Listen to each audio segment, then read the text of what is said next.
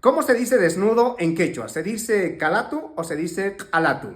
Me preguntan si esta y esta se pronuncia lo mismo. No, el sonido es muy diferente porque esta se pronuncia como a y esta se pronuncia como a.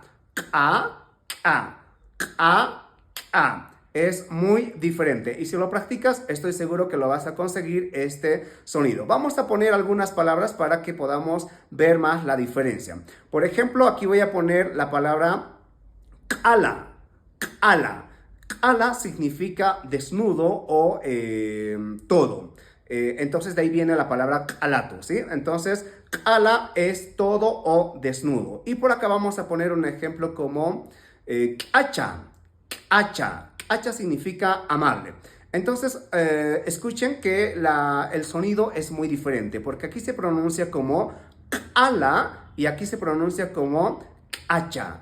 Ala, hacha, ala, hacha. Es muy diferente. Vamos por otros ejemplos.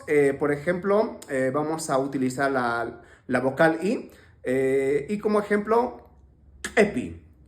Epi, que significa bulto o equipaje. Epi. Y por este otro lado vamos a poner como isa. Isa, que significa un fruto seco. Entonces, epi y isa. ¿Por qué aquí pronuncio E en vez de I? Bueno, aquí en Bolivia, pues en la escritura únicamente utilizamos 3 vocales y en la pronunciación utilizamos las 5 vocales. Solamente en la presencia de la Q, la E o la U se pronuncia como E, O, respectivamente. Entonces, de esa manera. Vamos por otro ejemplo. Vamos a decir aquí opa. Opa, que significa basura. Ya les dije que en la presencia de la Q, esa U tiene que pronunciarse como O, por eso digo opa.